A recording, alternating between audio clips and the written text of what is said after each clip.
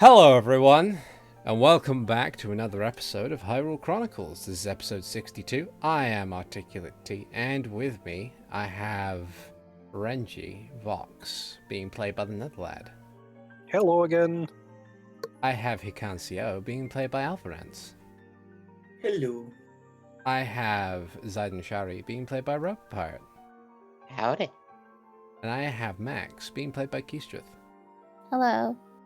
So, welcome to what may be a somewhat sleepy episode of D&D. It is it's been one of those days, and I don't know about you, but I am a touch drowsy. But what happened last time on Hyrule Chronicles? Well, last time we were on our way to Castletown, specifically Hyrule Castletown. There is no other Castletown that I am aware of. We headed past Lon Ranch and got some milk. And as we headed to Castletown and arrived there, we found that people were busy with preparations for Prince Marius's coronation. Talking to some of the guards, we noticed that they were a little bit more packed than usual, with several more guards on patrol. And they mentioned this coronation stuff going on, but also that there were missing children that, well, just weren't turning up very much. So curious.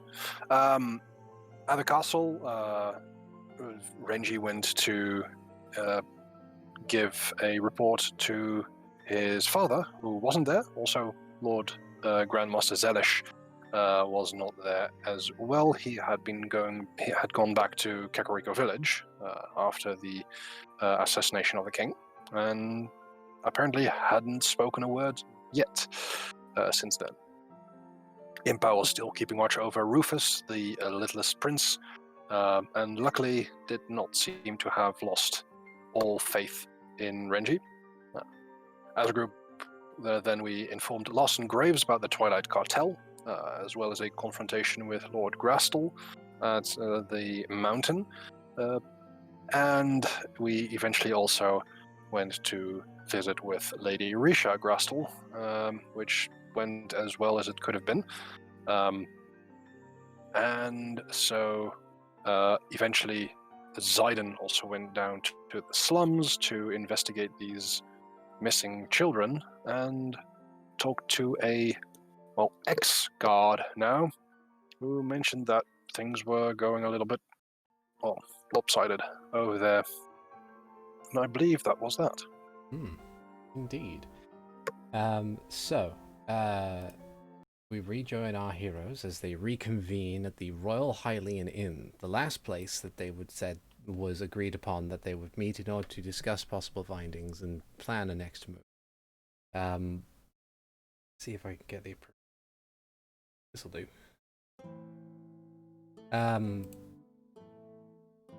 It is about... I'm gonna say it's mid-evening by the time you wander into the Royal Hylian Inn. It's the sky is turning from a nice orange to kind of the purplish hues before it turns into night. Inside the Royal Hylian Inn, you see a fair number of individuals there who are all just having sitting down, having a drink. Not as many as before, but it could be possible, at least as far as you're aware, that a lot of them would probably be out doing things to prepare for the celebrations in regards to Marius's coronation. The proprietor, this young-faced gentleman, nods to you as you enter, and when you having a brief look around, you do see that there is a table large enough for all of you, with bonus points because Mara is already sitting at it, quietly reading her book. We all gathered back together then? I would say that Zayden, since you diverted to go to the slums in order to gather information and feed the hungry and stuff, you might turn up a little bit later. And unleash a pack of dogs. Yes. Birds. The menagerie. Yeah. Just One day I will imagining- cast summon puppies. Just imagining Zayden walking through the slums and just holds his arms out like Radagast the Brown as just animals fly out from his robes. Good way of doing it. Yeah. Do you think Radicus the Brown was a druid? Yes. Yes, I Yeah. Yeah. Would there even be a question of this? Oh dear. But yeah, Seems fair, but the racial traits were a bit overpowered. don't talk about it. He was an Azamar. It's fine. He was by no means an Asimar. He was something way more. But yeah. So, what do you do? Sit down, Amara. He looks up and says, "Oh, hey, so, what happened? Did you find anything interesting? How'd everything go?" We had a bit of a talk with Lady Risha. Hmm.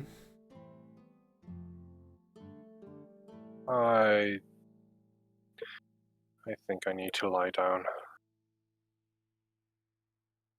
Yeah. It could have gone worse. I mean, We weren't. yeah, We were asked politely to leave. So there's that. Well, but it's tough discussing the death of one's parent when there's also mention of treason and blasphemy. yeah. Yeah. Renji is just not looking too happy about that.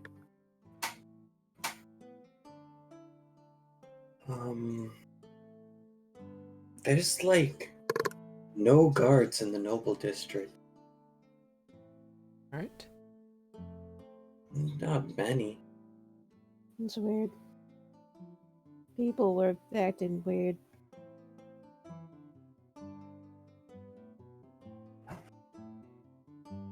Right. Usual. Especially We consider- ran. Oh, sorry, Mara. Go I ahead. was just gonna say, it seems weird, especially considering the celebrations that's gonna be happening soon, I imagine. Yeah. Mm-hmm. Ran into Lady Melrose, and she thinks it's weird too. Hmm.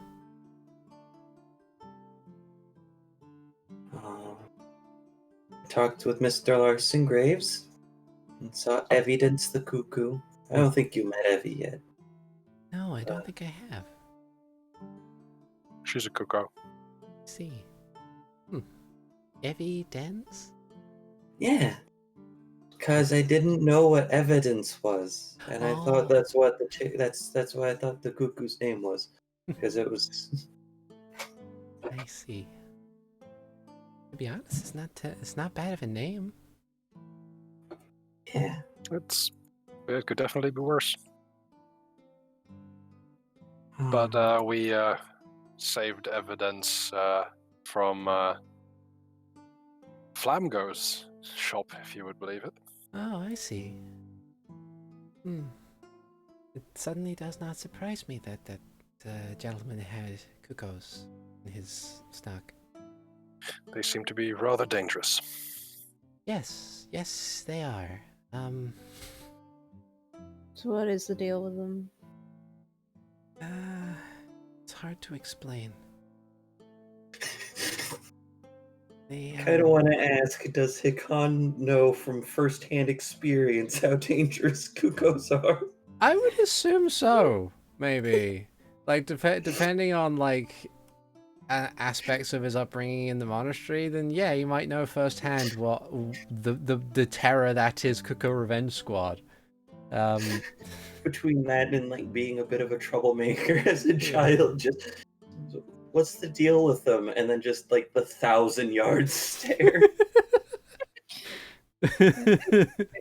Are you okay?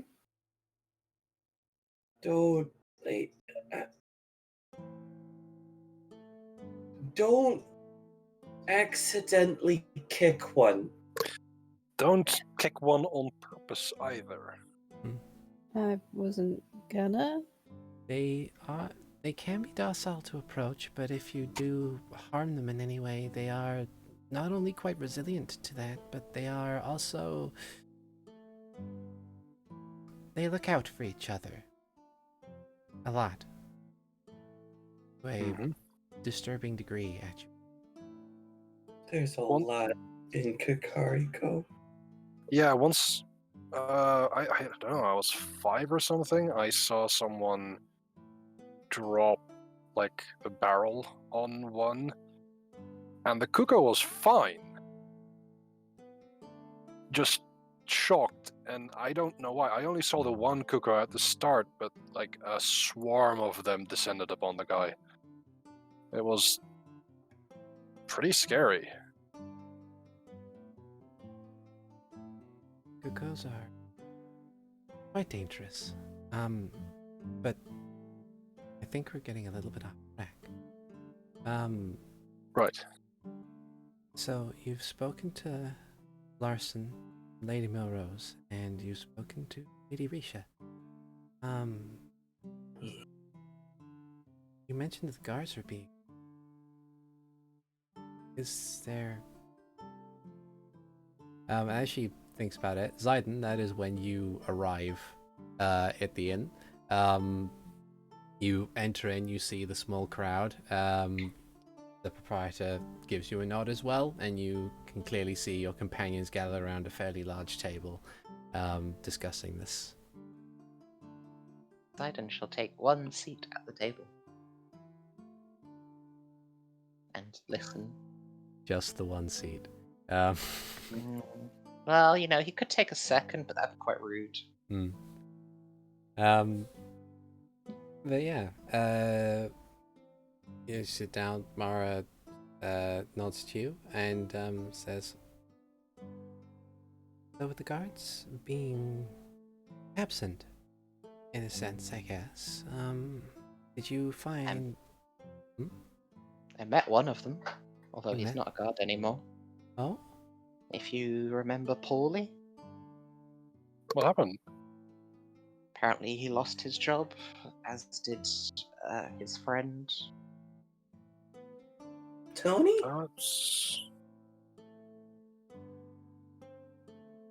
And Zayden, in character, will brief them on the details that me in person does not remember. Excellent. Basically being that both Paulie and Tony, the two guards that you had encountered guarding the entrance to the waterways beneath Hyrule Castletown, had ultimately been relieved of duty from being guardsmen. Tony managed to find his feet for a while, being an apprentice blacksmith at Goron Works, which is another establishment within the residential district that you're currently in. Paulie, on the other hand, was not so fortunate and has apparently been spending a substantial amount of time in the slums, just scraping to get by. I gave him I think I gave him enough gold pieces to last like 3 weeks. Oh yeah, like he's set for now, but until you turned up, he was not having a good time. Yeah. I think he'll be alright. He seems resilient. Plus, yeah, things aren't really looking great, I would say. I glance around to see if there's anyone like eavesdropping. Make a perception check. Okay, perception check. Let's do a dice roll. I do a dice roll because we are playing D&D. I would like that's to. a 16. You'd like to assist. Okay, roll again. Okay. mostly because I know what it looks like when someone's faking being 16. listening. With a 16, that you don't really see anyone with the, or at least you don't believe you see anyone that has the inclination of listening in to you. They seem to more or less be under the, just kind of preoccupied with their own business or just trying to relax after a long day. You do see a couple of people have something of a cautious look around themselves. They don't meet your gaze, but they do seem a little on edge, telling you that whatever is setting the people of the Noble District on edge is also reaching those within the residential and commercial districts as well. So, ever since we got on the task of figuring out who's behind all of this, my father hasn't been in Castletown, and nor has Zelish. Isn't your father looking for the princess? Yes, I guess he has an excuse. he does. Though, Salish was the old guy, right? yes, Okay.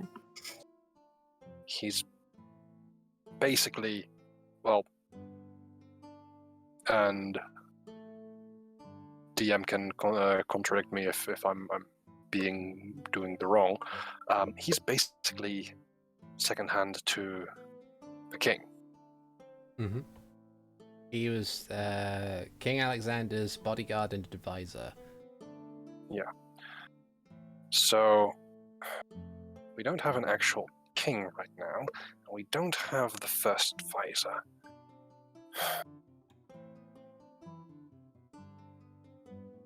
And I am partly to blame for that. What do you mean? Oh. Well, me talking in the language of the Twilight seemed to have basically broken his mind. That, plus the death of his, well, lifelong charge and friend and king. Right.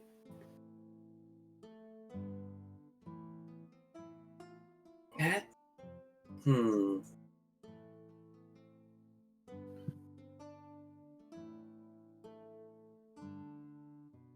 Where is Zelish? Kakariko. Right. And apparently no one's gotten a word out of him since he left. See.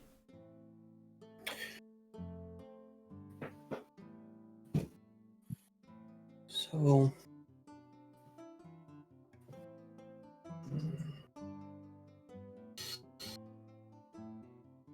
with the Zelish stuff aside for the moment, how long has Miss Summerborne been here or known about or anything?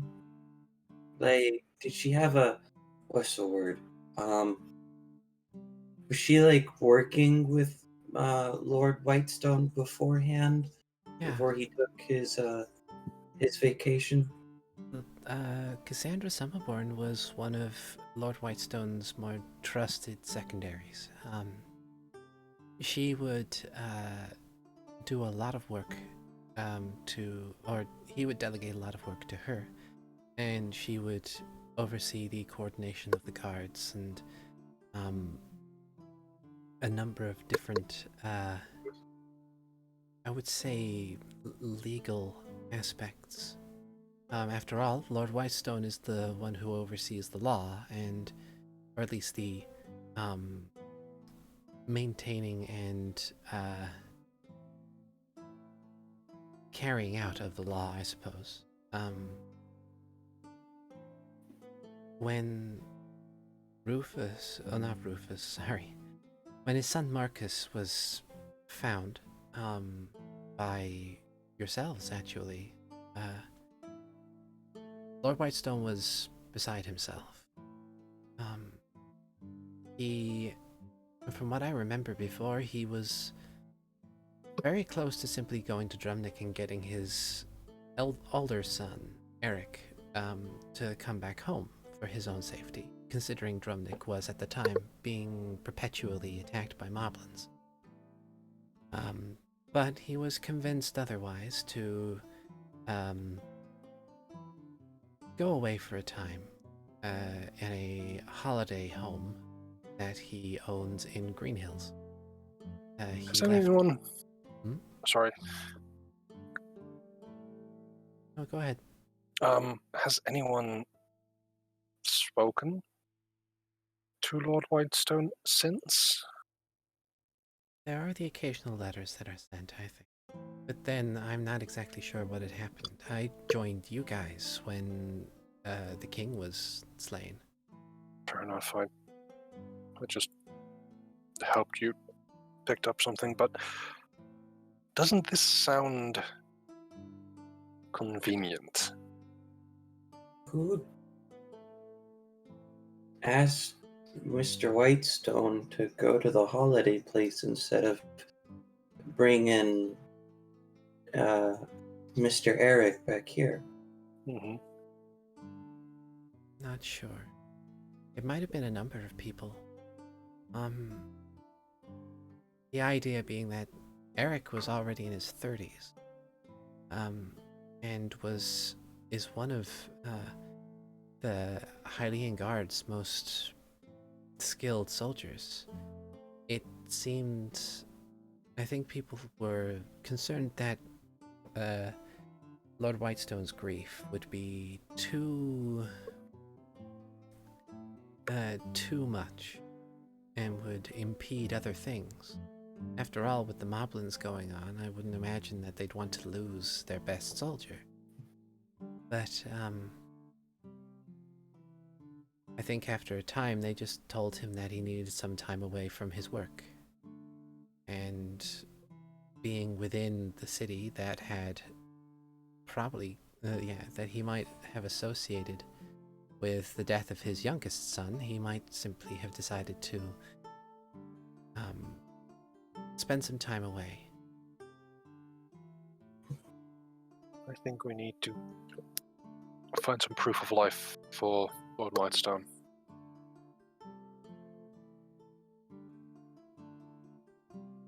How long would that take? I don't know. Where's the summer home? It's in Green Hills. It's a small village just south of Lon Lon Ranch. But I'm not sure. With Miss Summerborne now in charge of the guards, I find it weird that there's been layoffs and Exactly. position changes. She's temporarily in charge. Why is she making such big changes?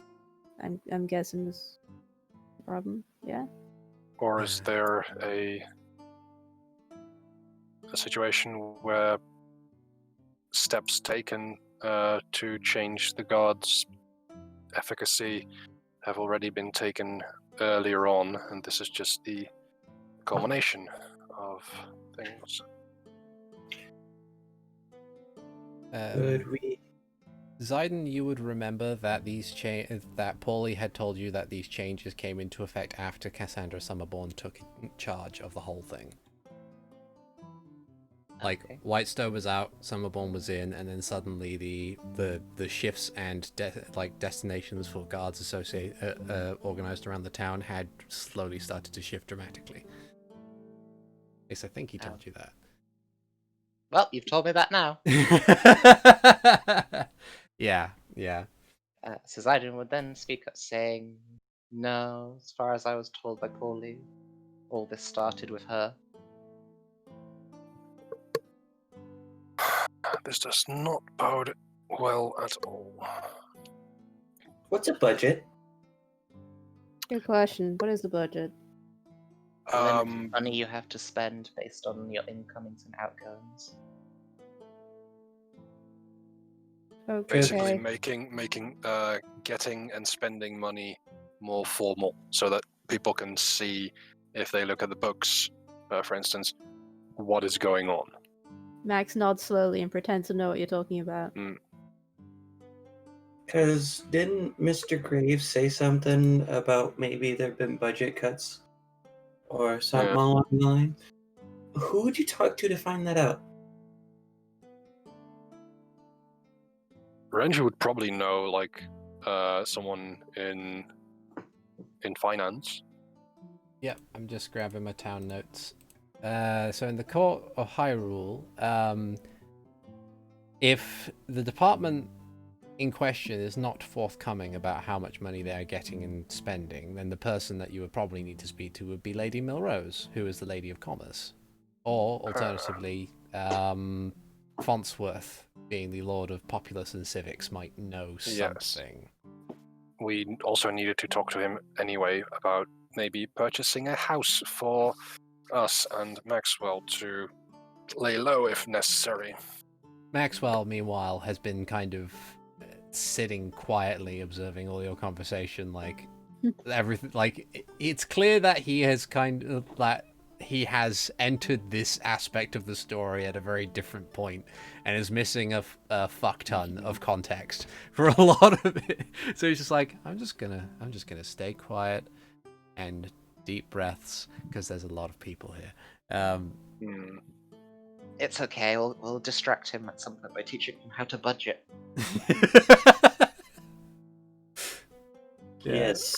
This reminds me of a Furborg learning economics. I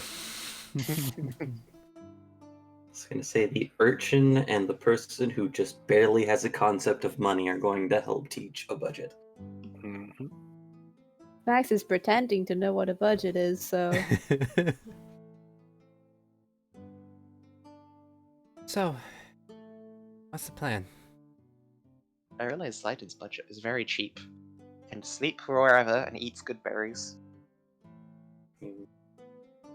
Minus the good berries. Well, you need a level in druid so you can make your own good berries. Magic Initiate Druid just for one level of good berries. I've seen worse things. I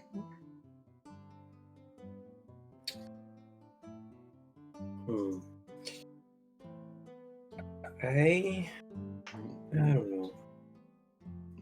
I don't understand what a lot of it is, but if there's been stuff that's been cut to the guards, and Miss Cassandra's in charge of the guards, I think there's something up there. That does sound very likely.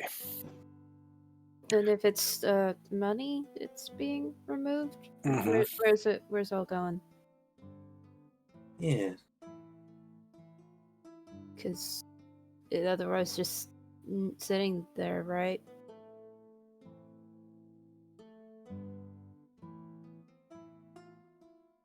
Doesn't this seem rather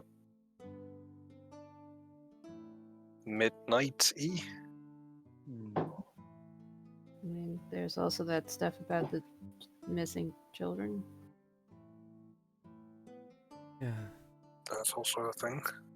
Can't remember if we had hints that there was another one of the boss people of the cartel in Hyrule Castle. Well, I believe there was a hint. Yeah. Something about them having glassy-eyed children or something like that. Wickedrum. Artemis's note, which you translated with the spyglass of translation. The best way of translating. Yeah. On the other side of a room.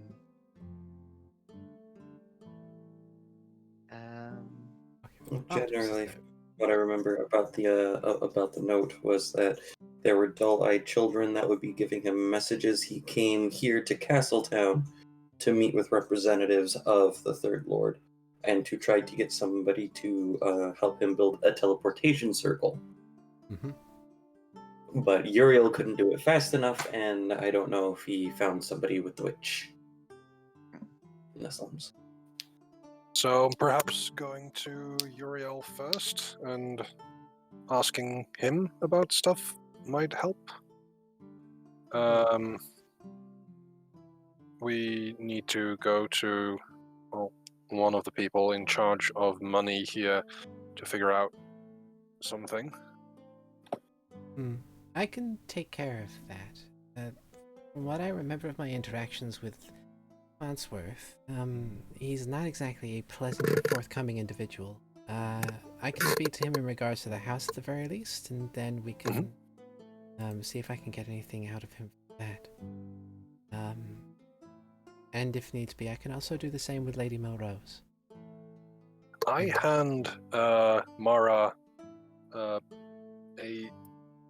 how many paper birds did I have again? You had a lot. I'm going to say we're going to go with dramatic ammunition and say, I will say when you run out. Okay, I will give 2... Oh no, you'll run out just when you most need. I will give Mara 2 of them. Okay. And say if there's any, like, if you're caught up anywhere, you can give us a message. This will do it. Otherwise, I think it's good to split up and ask more people than just one some questions. Yeah. Good idea.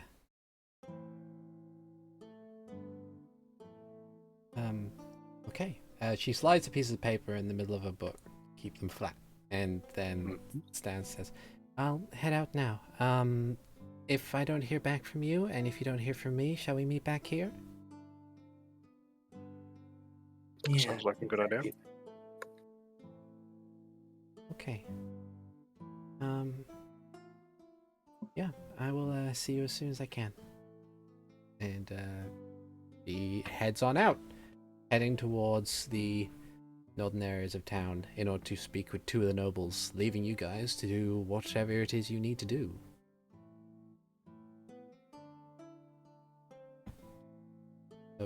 So what are your plans, friends?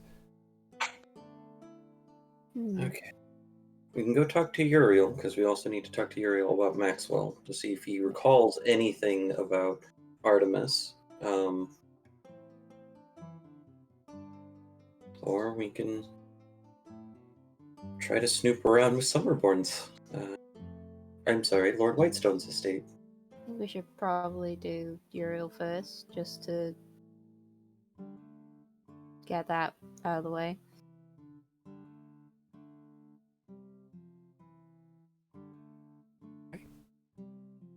And if we want to snoop, then maybe it's better to wait until a bit later. Yeah, probably. Okay. So you guys make your way through the town, and now that it's getting a little later into the evening, the streets are pretty much empty. With your passive perceptions, I think it's enough to notice that as you pass through the residential district and head northwards towards Uriel's magnificent magical machinations, you find that a number of the people in these homes, like a noticeable number, but not so much so that it's unsettling. They kind of like peer out of their windows at you before closing curtains. Well, not you specifically. It's just that it seems like they're looking out for something. They see you, they analyze you briefly, and then they shut the curtains again. And those that are in the streets will, some of them will be friendly enough to wave or even smile in your direction as they go by, not seeming to be affected by this ever-present paranoia, but others will give you something of a wide berth. They won't, like, flee, but they will kind of noticeably move to the side enough to keep a good amount of distance between them and you. But eventually, you do find yourself at the edge of the nobles district, where you find attached to this ever familiar building a black wooden door with gold trim, and hanging above it is a sign that waves in the wind that says Uriel's Magnificent Magical Machinations. I guess I'll check if he's open. You give it a knock. There's a pause, and the door opens up, and you can see the glistening gold that is the lockboxes that run along the walls of his establishment, the sparkling golden tiles, and the invisible chandelier of candles that burn with a blue flame that illuminate the place. And in this long room at the other end, you see the table that is also made of this black wood with this golden trim, and standing behind it is the plump, blonde, curly-haired, mustachioed Hylian that you know as Uriel, and he smiles and says, "Well, howdy, welcome to Uriel's Magnificent Magical Machinations. Good to see you again. Welcome, come on in, come on in. I know it's late, but door's always open for you." Thanks. Why so glum, chum? We've just been through a lot lately. It's kind of that, and, well, yeah. How have you been, Uriel? Been better, I think. I won't lie, it's not been the best season for selling things, especially considering the fact that we've gotten ourselves a new king coming up sooner or later, but yeah, it's been a bit too quiet, to put it simply. I'm not sure if I mentioned it before. I'm pretty sure I had, that I was slowly losing some customers, and now it's gotten to the point where I don't even get any window shoppers, truth be told. I mean, I'm not gonna lie, for the most part, many of my wares are not exactly for the light of heart and light of pocket, but there have been a couple of days when I've just been in here by myself, which is odd. How is Maxwell taking to Uriel? Because he's a bit much the first time. He is subconsciously sliding back to try and get back out the door. Yeah. Okay. I was kind of keeping on the background of it, but when I see Maxwell trying to get out, I kind of step not completely in front of him, but just to block him a little bit, and it's like it's okay. He's good company. Maxwell just kind of just nods and like, if you're sure. I am. And Uriel kind of like steps around from the counter, and he comes up to you and says, "So you said you've been having a bit of a day of it." Very true.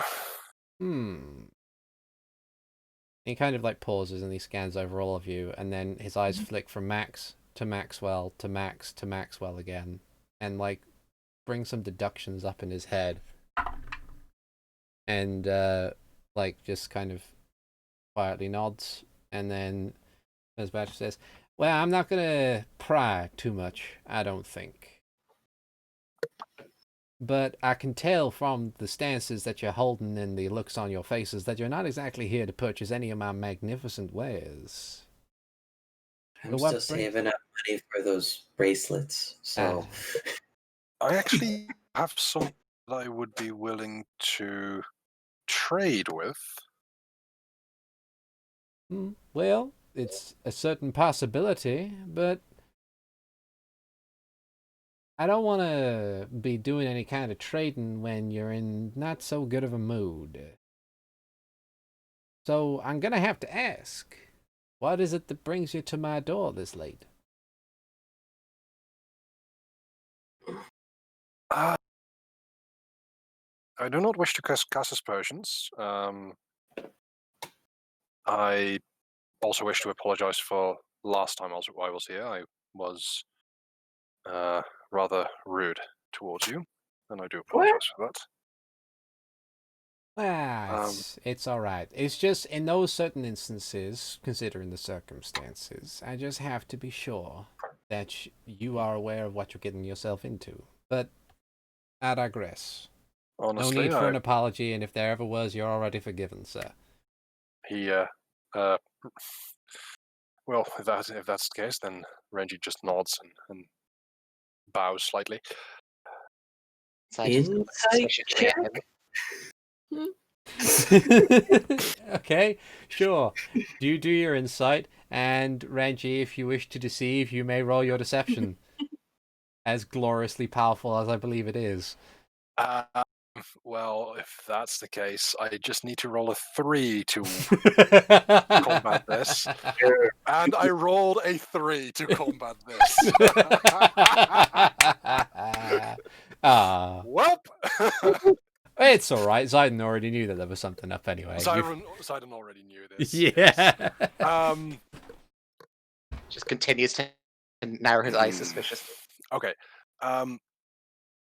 We've had dealings with a couple of individuals who seem to be bent on using the Civil War as a means of profit for themselves and a bit of an organization.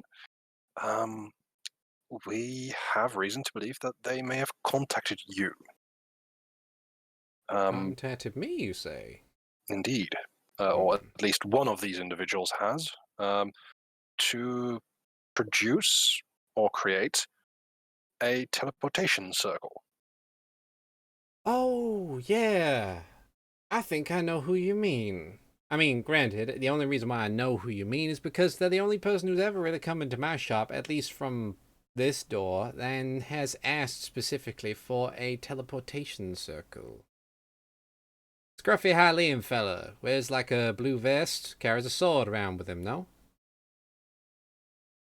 Yep. Bit rude. Bit rude, yeah. That'd be him. Hedge mage. That's fun. So, I'm guessing you had a run-in with this fella, huh? Can I discern who he is describing? Is it Fairwind? He's No, describing it's Artemis. Artemis, okay. Yeah. Yeah. Artemis was a Artemis was a blade singer, so all of his spells were sword based. Right. Okay. Yes, we've had dealings with him.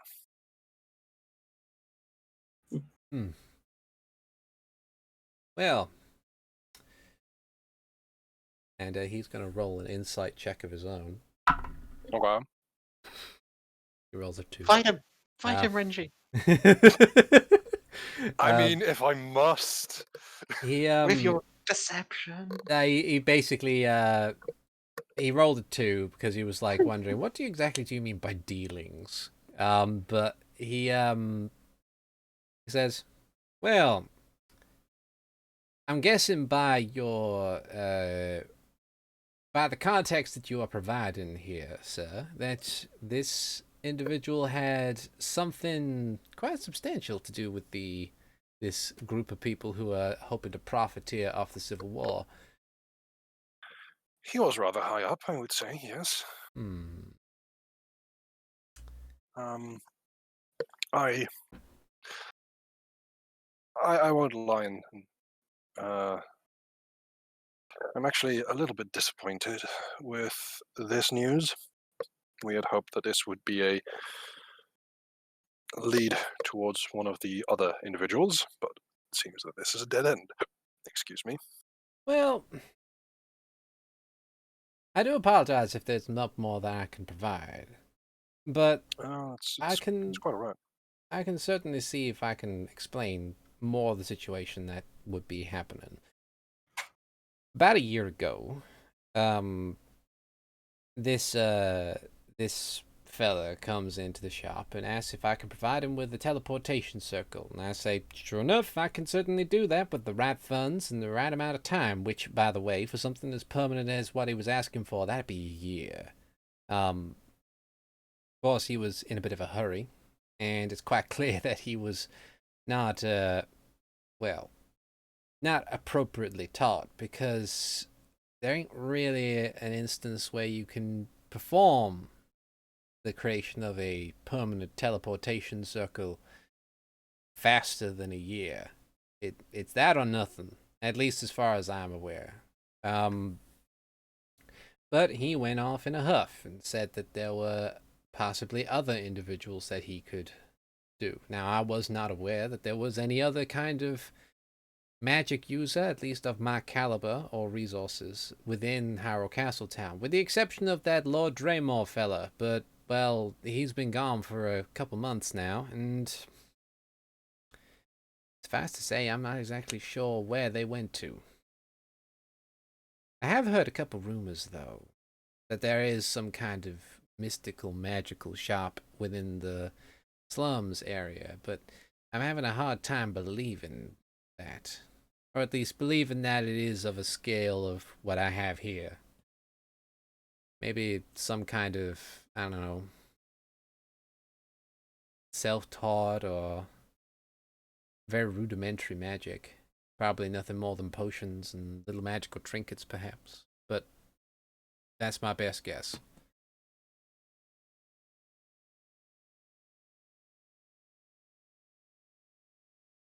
Well, that's certainly something to investigate.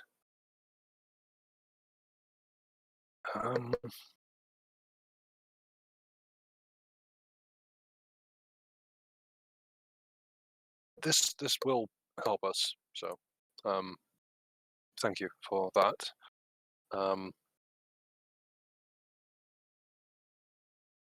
And you, I'm just trying to rack my brain to see if we're not forgetting anything. It's been rather busy the last few days. Of course.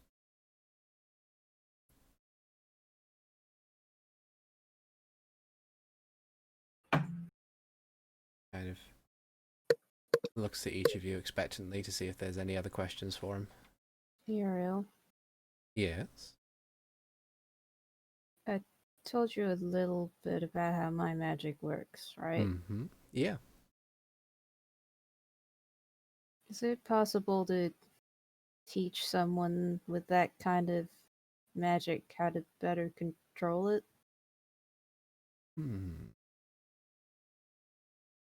I mean, he kind of thinks about it for a moment, like taps his chin. He says, now, the best person that you probably be wanting to speak to would be someone with a similar skill set. But I can't imagine that it wouldn't be outside of the realm of possibility for something like someone of a different arcane tradition or any kind of spellcasting tradition to take a look at the tool set of an individual such as yourself and maybe make a couple educated guesses. Right now, the only other person with a similar skill set is me, and I'm also not that good at it, so... Ah, I see.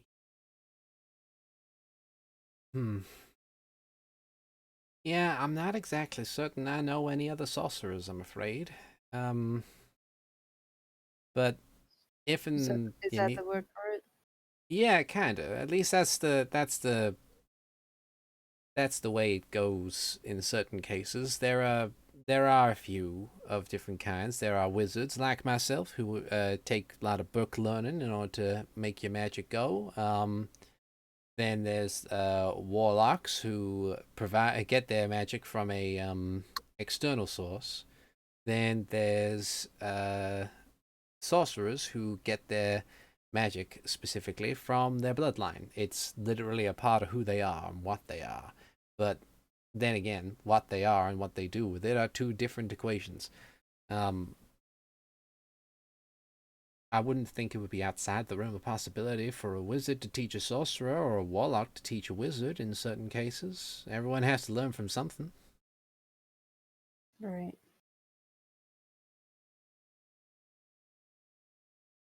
I'm guessing that's That's what the fella over there is for, or looking for, huh?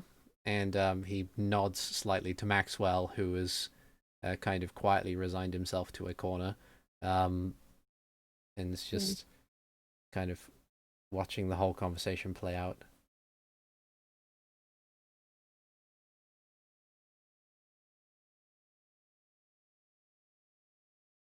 Well, kind of. I was gonna ask if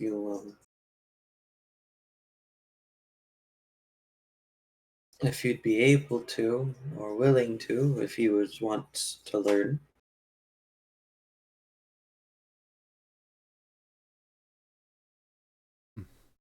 And Uriel turns his attention to Maxwell and offers like a smile and says, "Now I can assure you from the brief experiences that I've had with these fine folks that they are indeed fine folks. And I can also understand that there are certain instances in which you have maybe found yourself in a circumstance beyond your control. But if and you're willing, I'd be more than happy to do what I can to help you understand the power that you have. If, as I said, if and you're willing." And Maxwell just kind of looks like he thinks about it and looks to the rest of you for any kind of confirmation. It's not. Just it's. But I can guarantee that this man is trustworthy. He gave us our cloaks.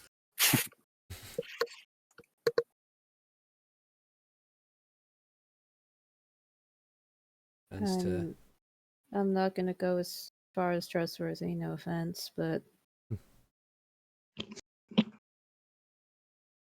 No. he hasn't done anything bad so far. No offense, I just have trust issues, I think. None taken. I am equal parts wizard and merchant, and I understand that it can get like that, but that's fine. And Maxwell just kind of nods a bit and says, "Okay." And Uriel smiles and says, "Very well. Of course, it is a little bit late, so I wouldn't hold it against you if you wanted to have a bit of rest first, but we can more or less start whenever you're ready." And Maxwell nods a couple of times just to put that information into the back of his mind. And yeah. Side quest complete. Yeah. Hey, now just room and board. Yes. Yep. Hopefully Mara is taking care of that. Yes.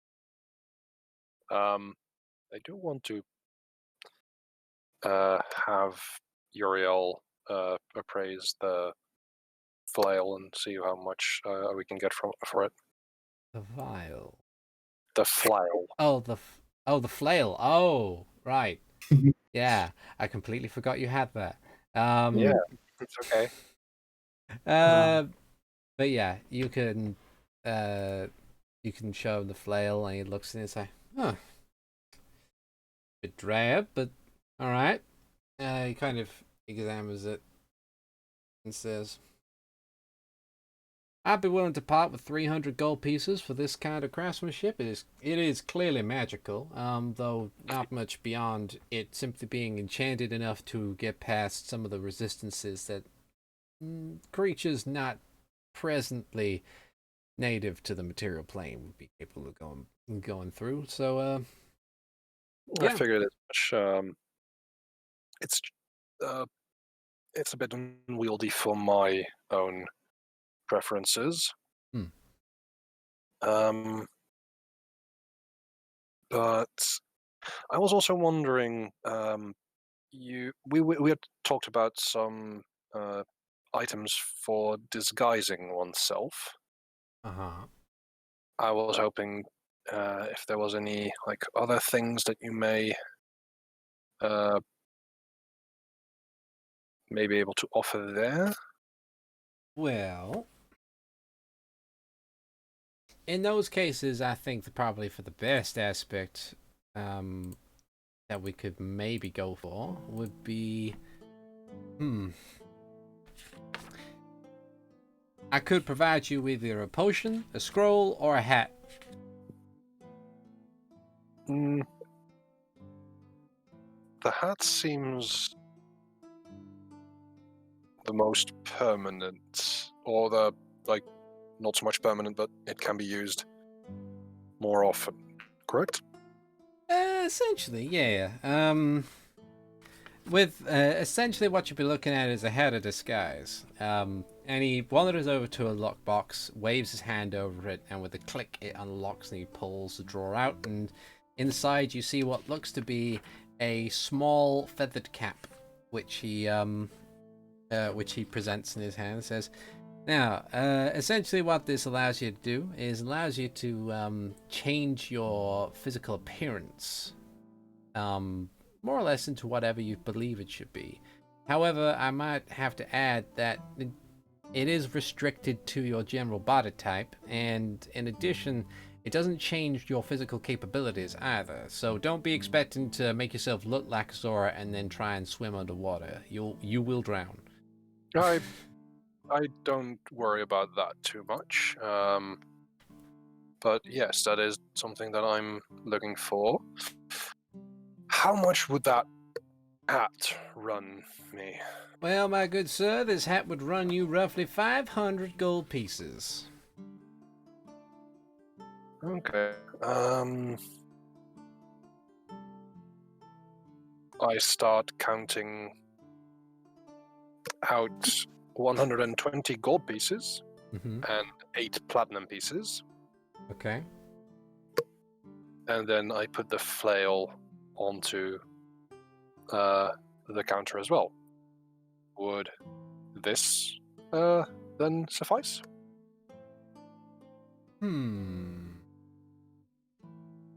mean, you did say you would part with 300 gold pieces for that one. Well, yeah, that was what I was thinking when it was by itself. But if it's part of a package deal, give me a persuasion check. I mean, okay. He's gonna give it you for a better price. Yeah, I mean, sure. That's a 15. Okay. He looks over and says, "Okay, I can accept this trade." And he offers a hand to shake. I shake his.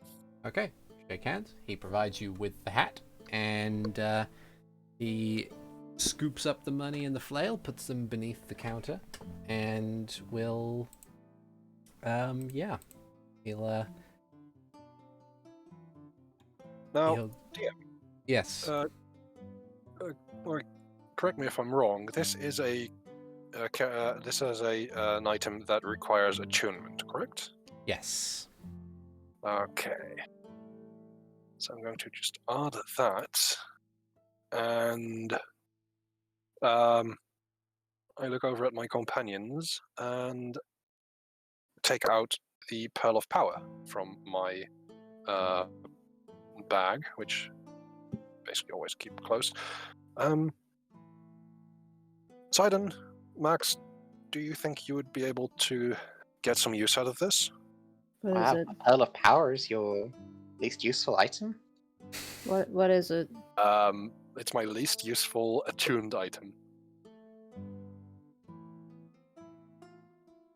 This will allow you to regain some juice, some magical power. Oh. Wondering where the juice would come from. I don't know.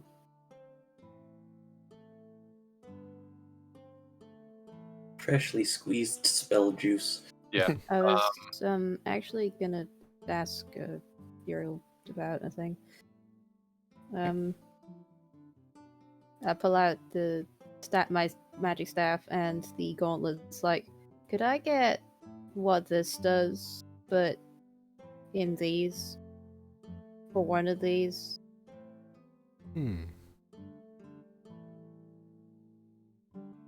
Look. And he kind of he takes a look at the I'm guessing these are the Just normal metal gauntlets. You basically want arcane focus that is the gauntlets. Yes. It's a +1 staff, by the way. Yeah. He takes a look at it and he thinks and he says, "It might take me a couple days." And roughly, and he kind of looks over the gauntlets. He says, What you need is a ruby of the war mage. No. "It might also take me roughly 200 gold. But I could do something like that. You'd have to keep that hand free, even if it is a glove, while you're casting stuff. But otherwise, yeah. I just...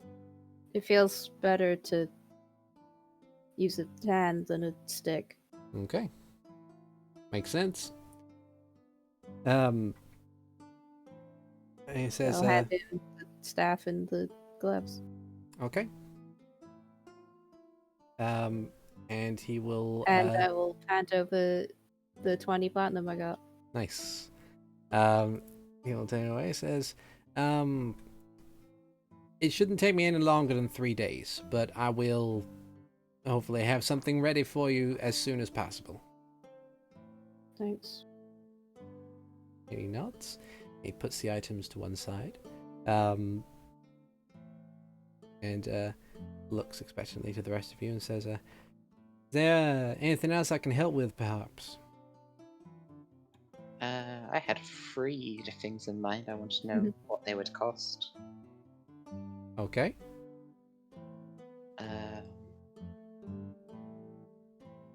How much would it be for boots of sneaking? Boots of sneaking. Well, let me have a look and see. Need to actually find the thing in the book. Boots of Elvenkind. While you wear these boots, don't take attunement. Your steps make no sound, regardless of the surface you're moving across. You have advantage on stealth checks that rely on moving silently. Don't you already have a pair of those? I don't remember having a pair of those. I don't have them written in there. I asked the price a while ago, and I was like, well, I'm like level 4, and that's very expensive. Yeah, there is that. There was, it was around the time that you got your insignia of claws, and you were trying to figure out, like, there was a secondary magical item, and you decided to take the money instead because of parts of something, if I recall correctly. That's expensive. Yep. Well, boots of sneaking will run you somewhere in the region of 500 gold pieces, my friend. Still so much. Okay. Other options was the Stone of Good Luck. Stone of good luck, you say? Eh.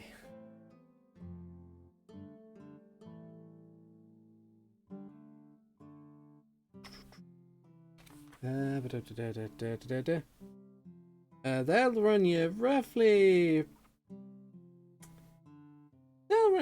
550 gold pieces. The last one I was considering, the Decanter of Endless Water. Oh, well that. That item in particular will run you somewhere in the region of 400, I believe. Let me just have a little look and see.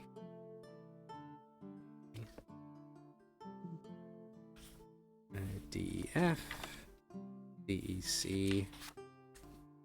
There we go. The counter is what? Yeah, roughly 400 pieces.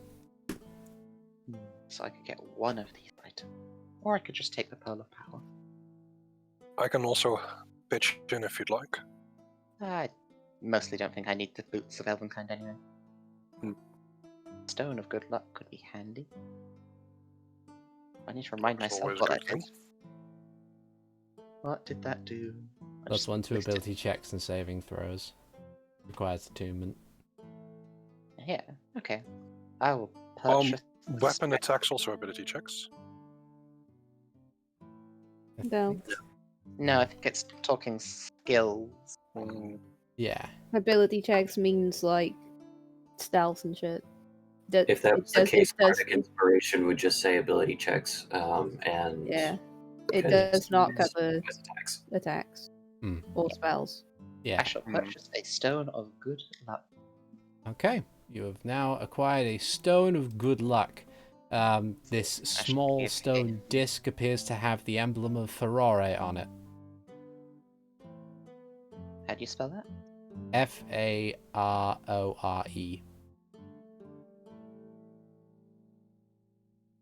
Alright. Mm-hmm.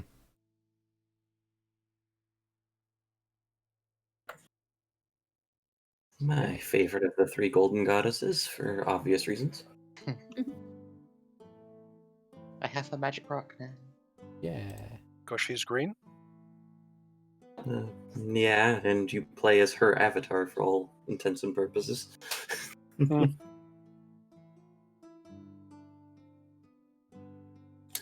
Alright. Okay. And I am too broke to get anything, so. That's fine. But if you don't have any more questions or things to purchase from Uriel, then he will gladly take the money you have provided him and will say, well now, it was good doing business with you so late, and I do hope that you get to the bottom of this thing that you're looking for.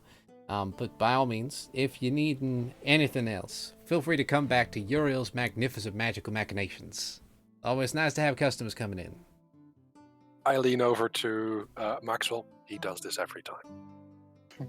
I see. Actually, Uriel, Mm-hmm. have you noticed anything like magically strange or something going around lately? Magically strange. Yeah. Like, Well, truth be told, I haven't really been outside the shop for a while, but I do hear the occasional thing. Like, this has been led to the whole sort of, there's a secret magic shop in the slums sort of thing. A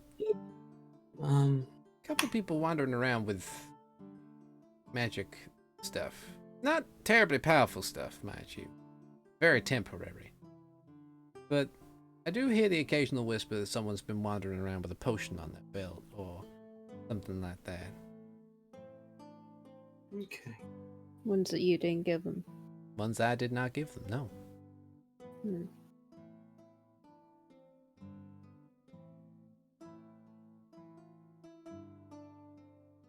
Okay. Well, thank you. Not a problem. Welcome back anytime.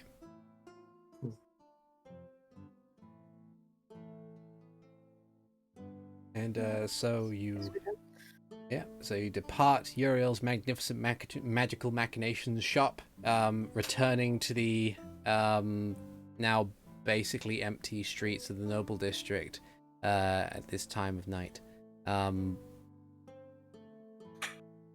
probably too late to do anything official.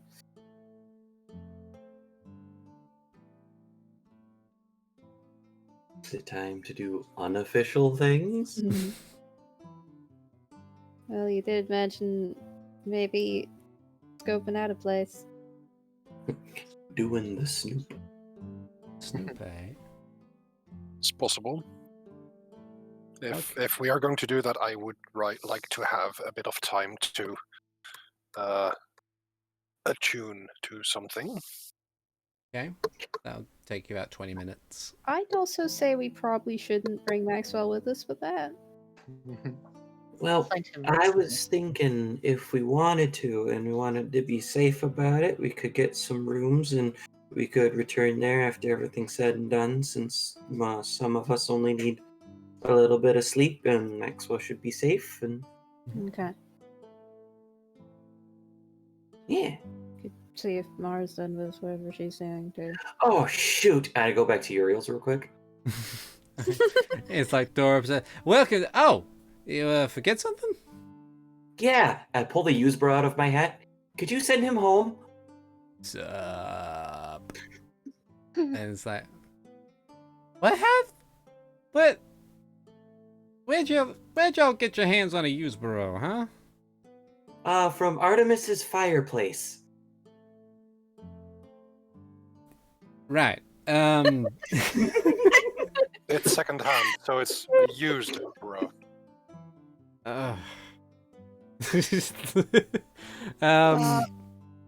Tiamat takes half a step closer. Yeah.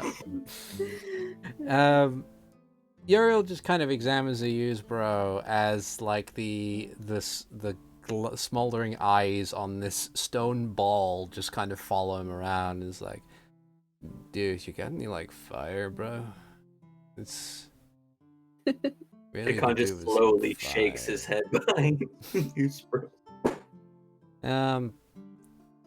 Well, I don't have any fire, friend, but I can send you someplace where there's lots of fire. It's like, oh, dude, that'd be sweet. And Uriel just kind of like looks to you, Hikan, and just rolls his eyes, and then with a flick of his wrist, he casts banishment on the Usbro, and the stone ball in your hand just kind of shoop, disappears in your grasp. And he says, well, in about a couple minutes, he'll just be at home doing what he does as a completely elemental creature. That Artemis's fireplace. Yeah. What? So someone was keeping this fella in a fireplace. Yeah. And this Artemis fella, is he the fella who was like, you were going on about the magic circle thing? Yeah. I have no idea what it is that today's wizardry is capable of doing, but clearly it's just, people really need school. They do. Uriel to say like, well, I'm glad it didn't help him now. Yeah. We should probably make a slogan about that. Slogan? Yeah, like something catchy for kids to remember to like stay in school or something. Well, could do. Could do. I'll have a think about it. But in the meantime, thank you for bringing the fella to me to vanish. Really should not have been around on this plane. They can be really dangerous even with a single spark. But yeah.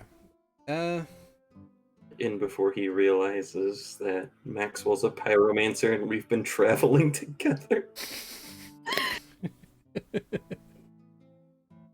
Yeah. He'll realize that tomorrow, I guess, when training starts. Mm-hmm. Okay. Well, thank you very much. Not a problem. And then Hikan runs back to the group. Sorry, I forgot something. Okay. As he's walking around, like, what, 50 pounds lighter? Yep. You were basically carrying around a literal cannonball. But yeah, you head out from Uriel's magnificent magical machinations and head likely in the direction of one of the other noble houses. I'm guessing you're going to meet up with Mara. Is that what you said your plan was? Or are you going straight to Whitestone's estate to do some snooping?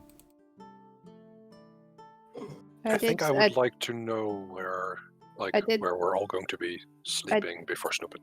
Yeah, and I did say it's probably best to not bring Maxwell on the heist. Mhm. Okay. So, last communication you had from Mara about where to meet up would be back at the Royal Hylian Inn. Yep. So did you want to spend the night there, or get some rooms to spend the night there? Yeah. Okay. I don't know if we should stay in the castle with Renji in his house, so... Okay. I mean, my dad's out, so party! No. Prestidigitation, thaumaturgy, minor illusion, just. Oh dear. But yes, staying at the Royal Hylian Inn, it is a modest location, so that would be 5 silver pieces for each person with a room.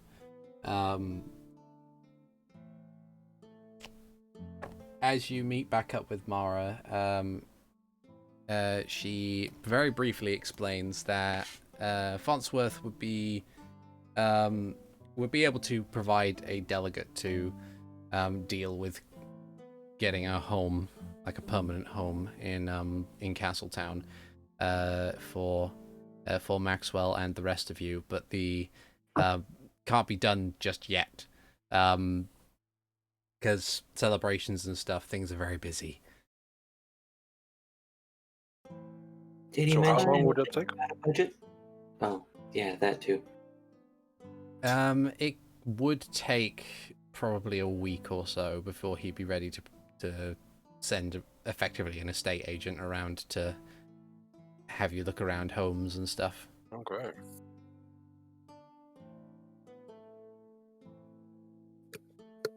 Okay. So, with all of you kind of sorted out, you have a place to stay for the night.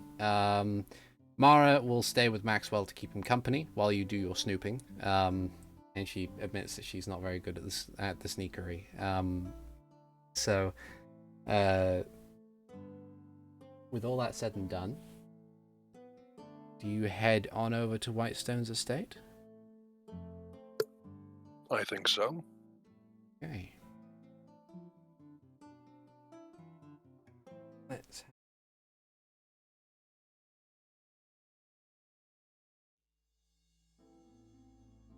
As you make your way through the streets that night, you notice very clearly that there are next to no guards out on patrol. There are the occasional pair that wander about doing their usual patrols, but there's no one stationed at specific corners.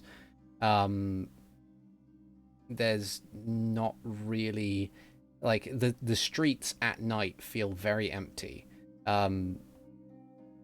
With the exception of, as said, the occasional pair of guards that are very hard to find, and 1 or 2 late night commuters who are just walking through the streets either to get home or to do one final errand before they have to turn in for the night. You come upon Lord Whitestone's estate, which, much like the other estates that you've encountered before, is of that same cookie cutter sort of shape. It is this large 2-story building which has kind of the a dark brickwork to it, with a small garden in front of it. With the exception this time, there's a fountain that sits just before the front door. You can see quite clearly that there are a pair of guards positioned on the outside, and several lights are on the inside. So people are awake.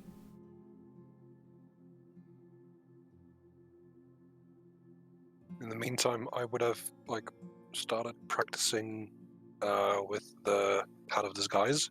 Mm-hmm. And I would have settled on a youngish Hylian man, dark hair, rather short, dark hair, like someone you may have passed in town. Mhm. Just regular clothing, but nothing too fancy, nothing too shabby. Mhm. For the first time out, I'm not going to be impersonating anyone I know. Hmm. Person.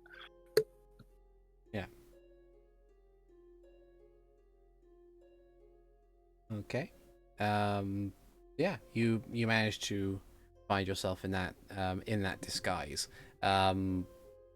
You look, or with the except of, like, the hat doesn't change with you, so you still have the small feathered cap that rests on your head. It but doesn't. I don't believe so. I mean, you can cast Disguise Self, which, let's see. If you use the spell to add a hat, objects pass through the hat, and anyone who touched it would feel nothing. Okay. Never mind then. It does change with you. Yes. For some reason, I had it in my head that the hat is like the exception to your disguise. Like it was the one key thing that was always consistent. But I'm not sure if you even have to have a hat when you're changed. Exactly. Hmm. Which is, I am going to wear a hat, Mhm. but this one is like a little floppier, and it doesn't have the feather. Okay. Makes sense. So, you have your disguise. How do you plan to do your sneakery? Very well. That's the plan. Now, I Great, remember lovely. the sneaking of this place involved a lot of climbing on things. A place like this. Yes. I am going to keep watch. I suppose before I start casting Pass Without Trace, can I confirm if I got anything from my dog swarm? Oh, yes, your swarm. Your swarm of things. That's a good point. The information you got from your swarm of spies within the slums, more or less to back up what Uriel said, you do see the occasional slum dweller having some kind of small magical looking trinket.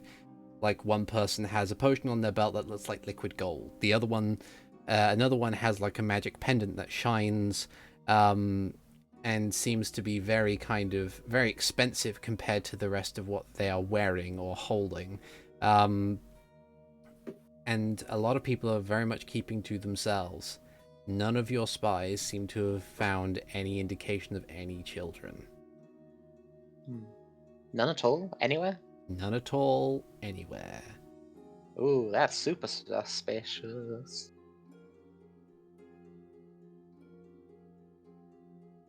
Can't help but think that some of the people are planted in the slums at the moment. That's just theory and paranoid player talking. Game theory.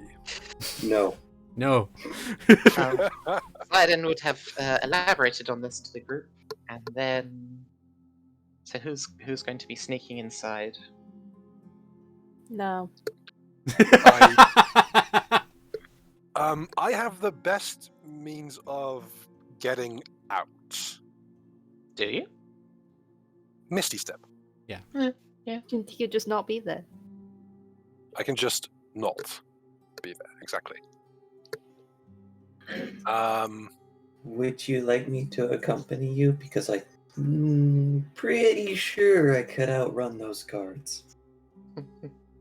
That is definitely possible.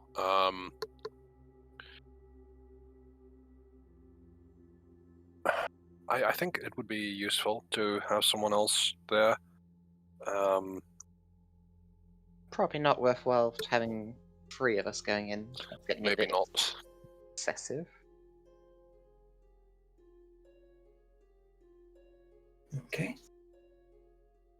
I know if we could head around back, there's probably an easy way to sneak in. It's how I got into that other place. As Hikan looks down. Well, if it's going to be you two, I shall assist you. With magic. Nice. Ooh, thank you. And I will probably be depending on Hikan to get us in.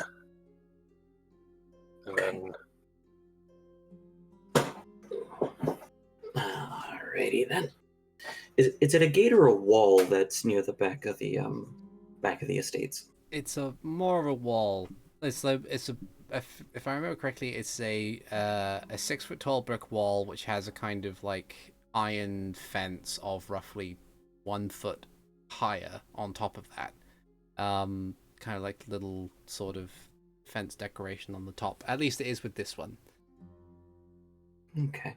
It's easily climbable for someone like you. Yeah. Okay. Are we ready? I believe so. Okay. Okay. Stealth checks, please.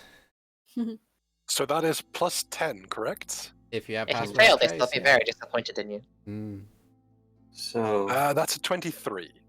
that's a 32. Okay, Passive trace is so crazy. it is very good. So my plan to get up was I was going to run up, hold on with one hand to the fence part, and then reach down and help pull Renji up and over. Okay. The two of you manage to scale the wall and get onto the other side into the small back garden of the estate without alerting anyone. There is a pair of guards situated at the back door of the estate, which, if you remember Simeon's layout, would be leading into the kitchen. Otherwise, there are a series of windows that go to other rooms on the ground floor, and there are also windows that go to rooms on the upper floor as well. Man, if I recall correctly, Risha had her office on the ground floor, while Simeon had his office on the second floor, correct? They both had like a little office kind of study thing on the ground floor, which would connect to their library. But peering in through that same window, you can see just in the darkness, as it's the only room that is not illuminated, that this doesn't appear to be Whitestone's office. There definitely seems to be some kind of paraphernalia in there, but it looks more like a parlor than anything else.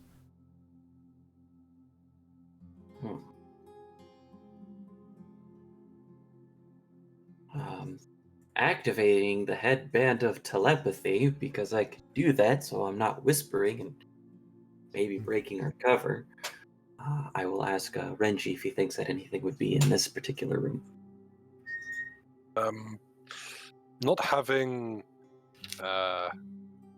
much experience with breaking in, I generally broke out of castle.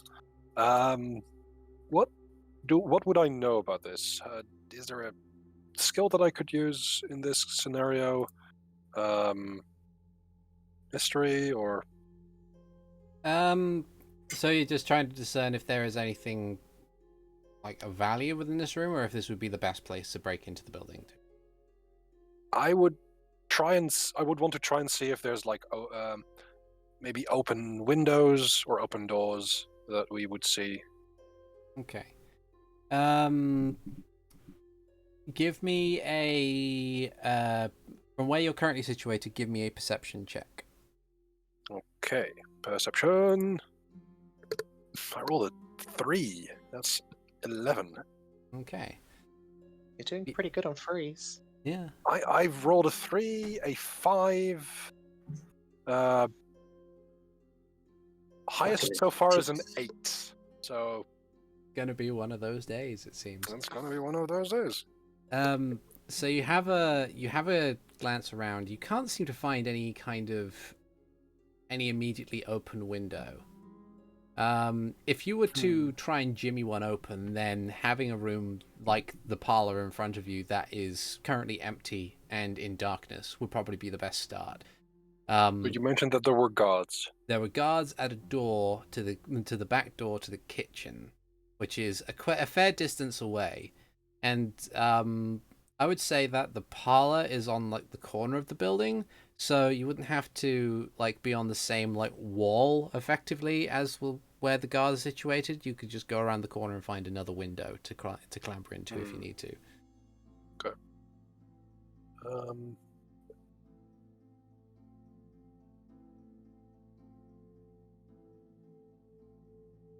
think that would be a good way to get into this, and I'm assuming that this is telepathically. Yes. That it's okay. Yeah. So Yeah. I point out to the empty room. Shall we try and sneak up? I have a way of distracting the guards.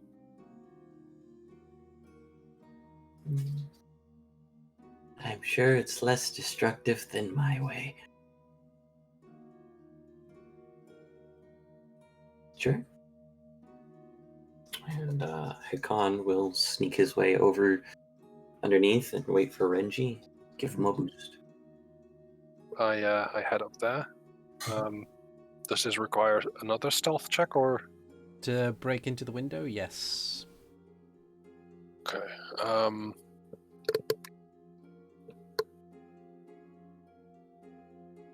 19 plus 10 is 29. So Mhm. 29 and a 34. Nice. I'll just stay invisible. Okay. Yeah, you quietly and cautiously manage to jimmy the window open and pull it open enough so that you have enough space for the both of you to get inside. And you do so without making a single solitary sound, closing the window behind you and standing in the darkness of this empty parlor room, where it is currently has two very lush-looking sofas that are situated in front of a fireplace, which is less of an actual proper fire, but more of like one of those pot-bellied stove things, but it looks very fancy. And there are little ornaments and stuff around, like the stuffed head of a deer is on one wall, and yeah, it looks very much like your standard nobleman's parlor room to entertain guests. I strain my eyes for a bit and I look around, detecting magic. Okay. Your detect magic can only be for things that aren't behind total cover, right? Well, there is. It can penetrate most barriers, but it is blocked by 1 foot of stone, 1 inch of common metal, a thin sheet of lead, or 3 feet of wood or dirt. Okay. Okay. Give me a perception check. Another one. Yes, please. Yeah, let's see. That's a 25. Finally, I'm getting like super 10 digits. That'll probably do it. Yeah. So as you kind of peer around, you do have to kind of squint a bit as you look to one wall and then up. It seems in one specific area of the room there is this faint fluctuation of magic. Like not in one area of the room, sorry, in a different room on the first floor where so there an area above you seems to have some kind of magic, though with it going through very much almost 3 feet of wood. It's hard to tell from this point. Okay. I motion to Hikan and then I point up. Do we have like a continuous link with the Helm of Telepathy? I can keep putting it up. Yeah. If get less, anything, yeah. I think it's because you're casting Detect Thoughts, and then the Detect Thoughts acts as the channel. You get 1 minute and then have to re-up it. Okay. As long as you maintain concentration on Detect Thoughts, you can use a bonus action to send a message to a creature you are focused on, and it can reply using a bonus action to do so.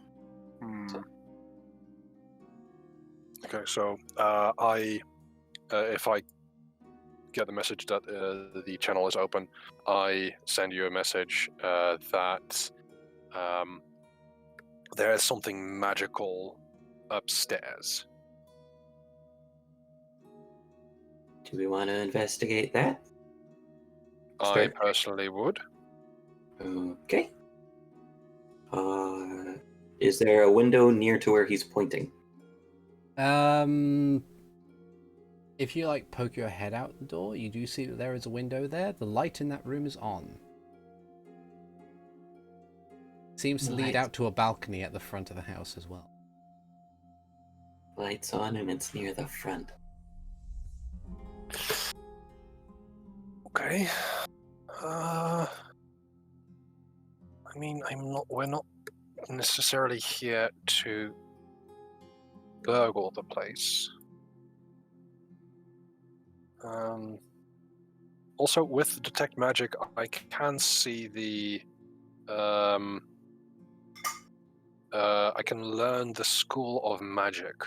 Yeah, so that's what I meant by earlier, because it's like through several layers, almost to the point where it's 3 feet of wood. It's hard to tell from this stance. Okay. But if you were to do the same as Hikan and poke your head out the window very briefly, have a look in there, you'll reduce the amount of stuff that goes through it. I believe, school-wise, it is actually a couple of things. It's a mix of abjuration and enchantment.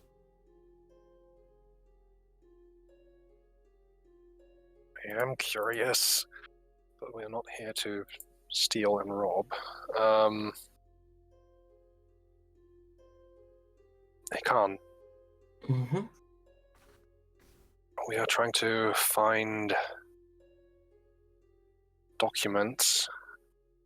If upstairs here is something of a study, that may be the place where the information can be found. I can make us invisible. Taking a peek out. Could I take a peek out into the foyer relatively safely from where we're at? See if there's anyone walking around. Yes. You may need to. You actually may need to. Give me another stealth check, but it'll be very, very easy. Even without pass, without trace, it would be easy. Okay. Okay. Yeah. You kind of peer out, look into the foyer. It's a 22 podcast. Yeah.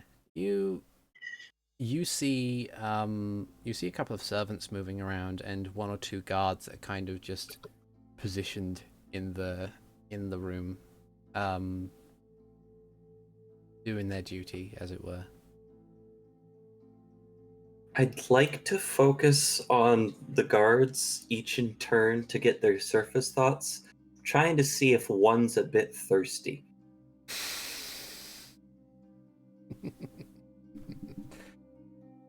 Okay.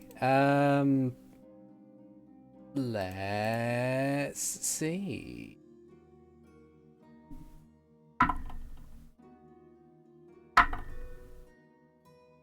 Okay. All right. One of them is very bored. Then again, from their surface thoughts, he's kind of. It seems like he's been in that spot for maybe an hour or so. The other one is a bit thirsty, a bit antsy. Okay. I'm gonna focus on the one that's thirsty. Yeah. And I'm gonna use suggestion through the helm of telepathy on him. And the suggestion is I want him to convince him and his friend to go get a drink. Okay. It is a DC 13 wisdom save. Okay. I knew there was a character sheet. I've forgotten to actually get prepared, and that's a guard's character sheet. It's always the guards. Do you have Paulie somewhere? Just copy him. Nah, it's alright. It's like a standard guard sheet. It's okay. I've got it. It's just I forgot to actually pull it up on my second monitor. So it's a wisdom save, right? Yes, DC 13. Okay. Fuck it, I'll do this publicly. Click. Click. 7. Ho, ho, ho. So for the next 8 hours, him and his friend. So until he convinces his friend to go get a drink, he has to do that for 8 hours. Okay. Oh. So you kind of focus on it a bit, and after a brief pause, one of the guards goes, "Hey, Wayland." And the other one goes, "Yes, I'm getting a bit parched. Want to go get a drink?" And like the other one's like, we can't leave. It's a job. It's entirely our job." And he goes, "Yeah, I know, but I mean, we've got the guys outside, and we've got the guys behind the back door, and we've got guys upstairs. It's fine. We'll only be gone for a couple minutes." So he's gonna roll. So that's his thing. Okay. And the other guard goes, "Alright, fine." And they both get up and slowly meander their way over to the kitchen, presumably, leaving the foyer without guards. I will put a hand on Hikan and cast invisibility for the next 1 hour. Okay. You do so. Now we're both invisible. Yeah. The two of you make your way upstairs, and And you can't. Hmm? You can't telepathize anymore. I Yeah, can't see him. Oh. It's okay. As long as you keep hold of each other, then you're fine. So, the two of you make your way upstairs, heading up to the second floor where there are a series of servants just doing the cleaning, as they do. The hallway is nice and well lit.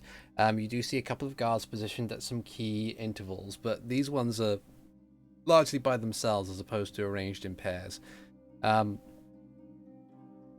As you maneuver to the room, you see on the door is emblazoned. Well, you see the door itself is like this very thick wooden oak door, much like most of the other doors in the building.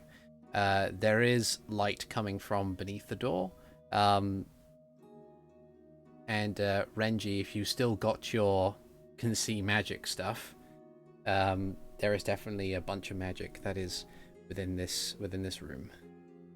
Also, with detect magic, do I see Hikan?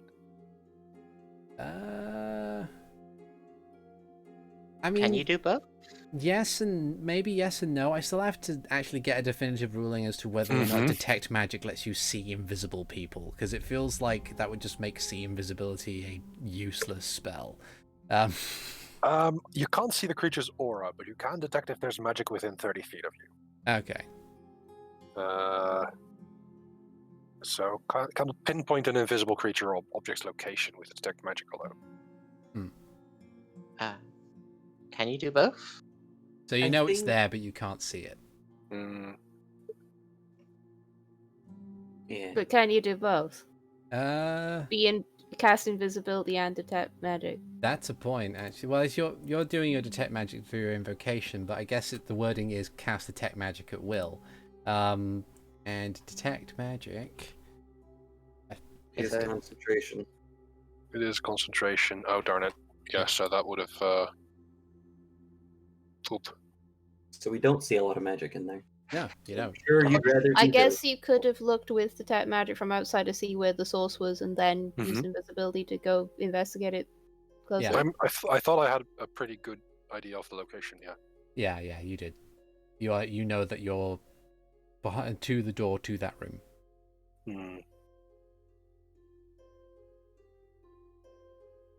Okay.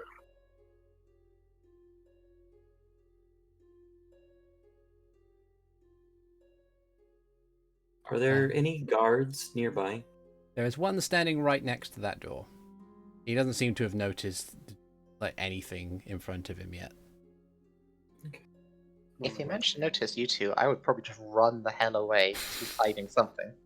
It's sort of like, like for a moment, you kind of look to the side and you see this guy who looks like he's staring right at you, but he just kind of like blinks a bit and then looks in a different direction. Like he must have just been staring at the wall behind you.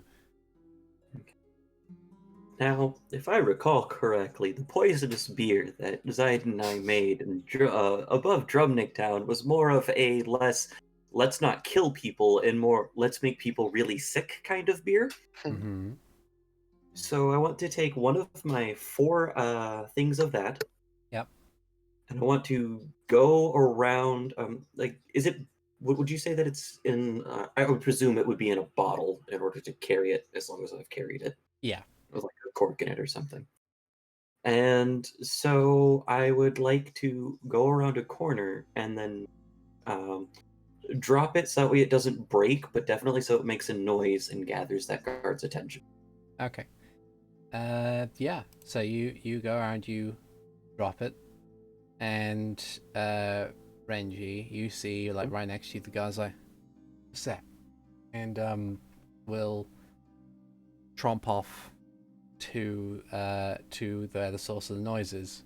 Like you see a little Metal Gear Solid exclamation mark above his head, and it's like, "What's that noise?" That would be a question mark, sir. Oh yeah, yes it would. I haven't played Metal Gear. I'm sorry. It's okay. But I'm saying it before people on the internet get angry. yes, good point. Well caught. Taking away that opportunity to say he's wrong. with him moving away, like when he's 5 feet away, I start to carefully try and see if I can open the door and look inside. Okay. You carefully begin to open the door and looking inside.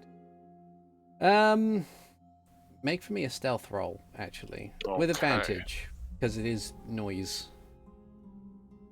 Okay. As in, rather, you're invisible, but you're making noise, and That's a 23. 23. Okay. Okay. Right.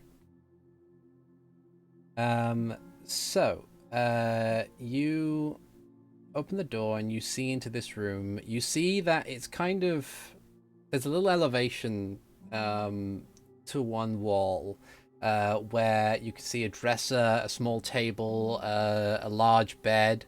And in the room, you can see a desk with a chair behind it that peers into the rest of the room. There is a white wooden chest on one wall. Sitting behind the desk appears to be a tall, slender, red-headed woman who is currently looking over some documents in front of her and appears to have just finished off the last of her wine. And you recognize this woman as Cassandra Summerborne, for you danced with her at the ball.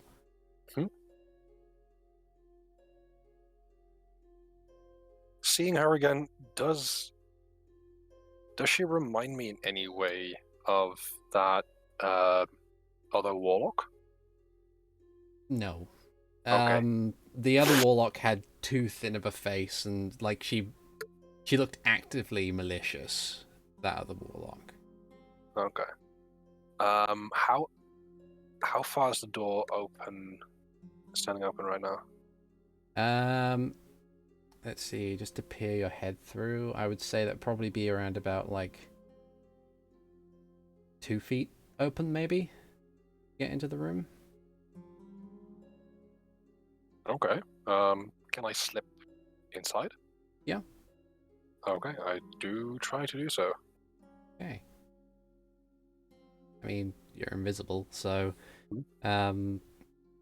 you slip inside of the room. And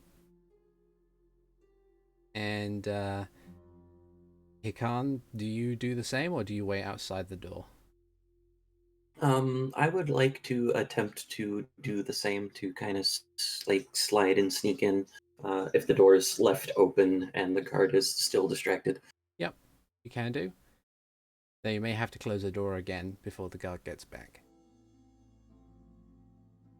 Actually, there's something that I want to try. Uh-huh. So, can I tell? I can't. Never mind. I can't. Because we're both invisible. There's no telepathy anymore. I you, want to. Draw writing on his hand. Oh, hold on. I need to double check the rules of invisibility. Well, technically, you could just like try and work out where his ear is and whisper into it.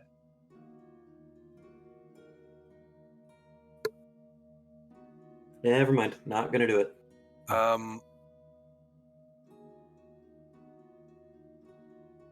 I want to move to the other side of the room. Okay. Wait about half a minute. And when I believe this is enough time for Hikan to have made his move or decided to stay outside, I use prestidigitation to make a very quiet peeping sound come from the door. Okay. As it is standing open.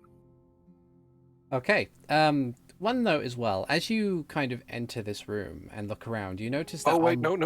Sorry, no. I do not do that because that is that's an action. Okay. That would break my invisibility. Okay. Yeah, I was gonna say that's casting a spell, even if it's a cantrip. Darn it, yeah. But as you're mulling this over, as you kind of are now properly in the room, one thing that you do notice as well is that dominating the south wall of this room appears to be a large ornate mirror. It is roughly about 5 feet wide by 4 feet tall. Do I see myself in it? You're invisible, so no. I mean, it could have been some sort of weird mirror that shows invisible creatures. Is it standing in the place where I noticed the magical aura from? There is a lot of magic all around the room that you noticed. It was kind of in a nice big globule, so maybe, but you can't be sure. Does this mirror look familiar to us, given that we had to fight someone with 4 magic mirrors? Not really. Okay, thank God.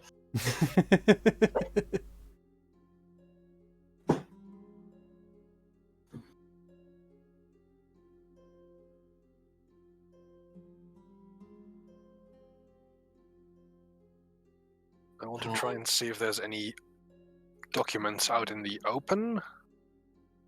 The desk is kind of covered in documents. I want to get as close as I feel comfortable and try and see if I can read anything on them. Okay, so you get. I'll ask for a perception check. Perhaps. Okay. Perhaps perception. 25. You're doing really well with those. Thank you. I'm getting back. So yeah. You kind of peer over the desk, and you more or less see a series of basic orders to be sent out to various guard outposts. These changes are being made here, these changes are being made here, sort of thing. As you kind of scrutinize them as a bit more, you notice that there are definitely a series of additional layoffs. Not massive, but maybe 1 or 2 per core outpost. Guards are being released. And there's, as far as you can tell, there's no really indication as to why that is. But as you're kind of poring over them, Miss Summerborne simply says out of the blue, if you're going to be scrutinizing my papers like this, I would rather you do it so I know that I can see you. As she looks up a little bit from her papers, she doesn't actually look in your direction. But she basically says something as if to indicate that she knows someone is there. Okay. I'm not going to say anything, and I'm still under a disguise.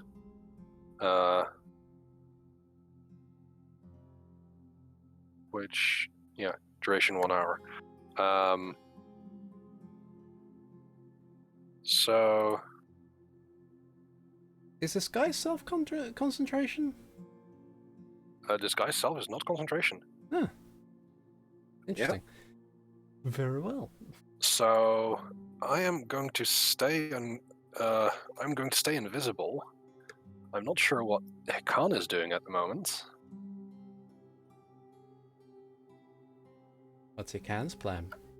Hikan is standing near the door because he can't see or telecommunicate with Renji, Yeah. and I don't have like super magic powers. Says the guy who just used suggestion.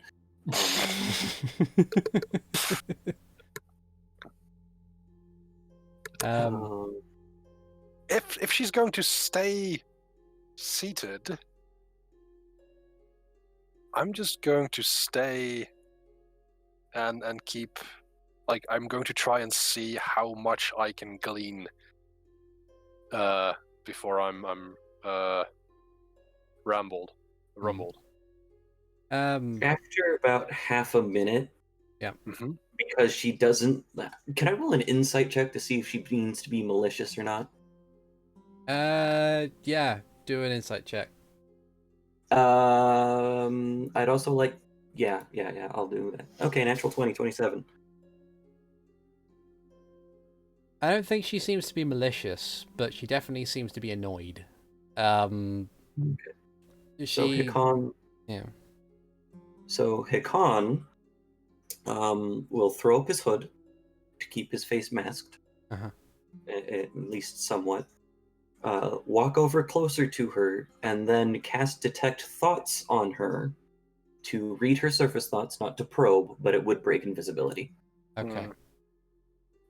So Hikan appears. All right. Okay. So, you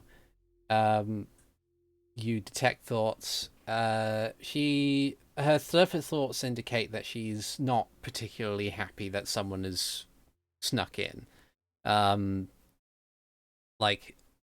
it is more or less along the lines of, I'm just too busy, or I've got things I need to do, that sort of thing. She just doesn't, she's not particularly happy about it, but she doesn't seem like rattled that something has tripped something. But as you kind of appear, she looks over and raises a brow and says, interesting. Well, I can certainly see that the alarm spell that I purchased has done its thing. And she shuffles the papers together in a stack, puts them in a drawer, closes it, and stands up, dusts herself off, and says, "Might I ask why you're here?"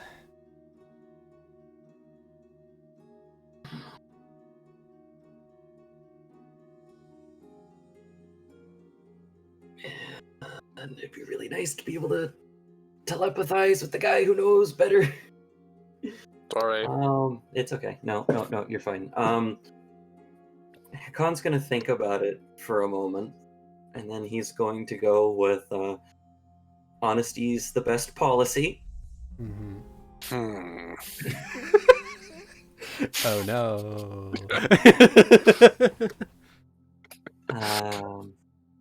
And he's going to do his best to mimic, because he's heard Nihilus speak and he's heard Renji speak, so he's going to do his best to mimic the more sophisticated tones. And he's going to say, "So I've been hired by one of the Castle Ashika to look into some things that are concerning with the coronation coming up. noticed that there were a lot of laid-off guards. Knew that you would be the person to talk to. I was curious as to why. She tilts her head Noticed to the that- side. She's going to insight check you. Sure. So if you'd like to roll for me deception, please. Okay. I mean, it's the same as my persuasion, so potato, potato. We were hired by Nihilus. Yeah. There's some truth there, but not the whole truth, and nothing but the truth. Alright, you're fine. She kind of like narrows her eyes slightly. Says, interesting that you would come to me. I mean, I know in many instances that I am in charge of the guards. But your investigation implies that I haven't been doing my job. Is there anything that you can elaborate on for me, perhaps? -2 intelligence.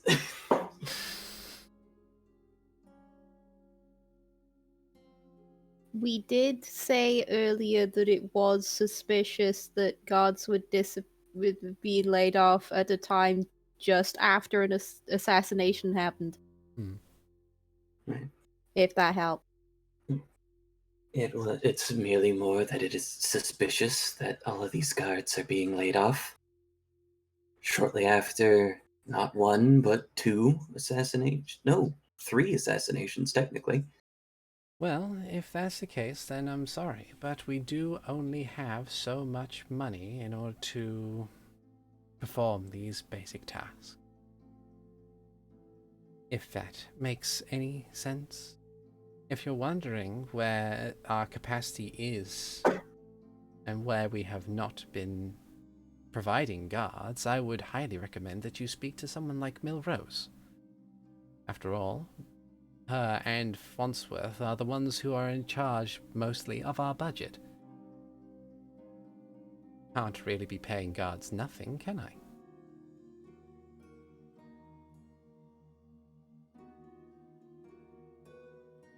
He has, at this point, moved around the table, or the desk, and is kind of moving more centrally to the room. Try to step out of her way, Okay.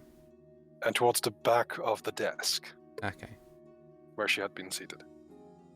Is she still suspicious of me because detect thoughts lasts a minute? Yeah, she's suspicious as hell of you.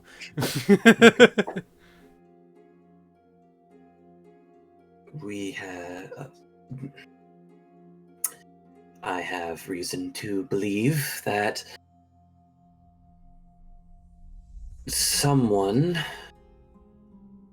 may be attempting to use them as a go-between of sorts to try to lower the guards' aspects of it. So I was looking to see if there were particular signatures or things of that nature on the budget paperwork.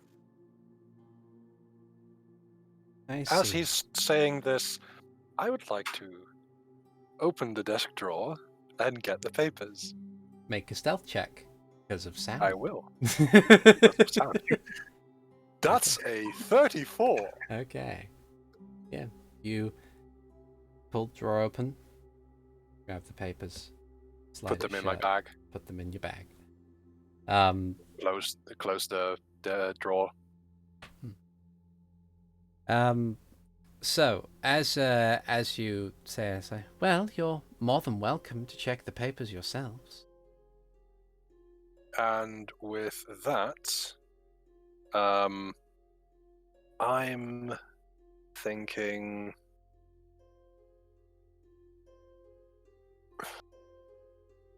I will cast Detect Magic again, dropping my invisibility. And I say, well, thank you very much. I think we have that, boss. You're not alone. More's the Oh, pity. sorry. And at the word pity, I would like both of you to make charisma saving throws, as you're now visible and reflected in the mirror. Okay. Is this a 18? charm effect? It is a kind of. Okay, then we have a Because we're elves. advantage. That's because. Oh no, it's not a charm. It is not a charm effect. Sorry. Okay. 17. 17. Okay. And 18. We will resolve what happens next episode.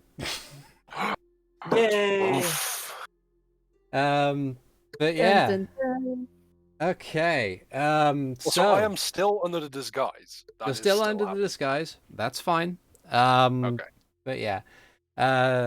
So thank you very much, everyone, for watching or listening. I've been Articulate T, the Game Master.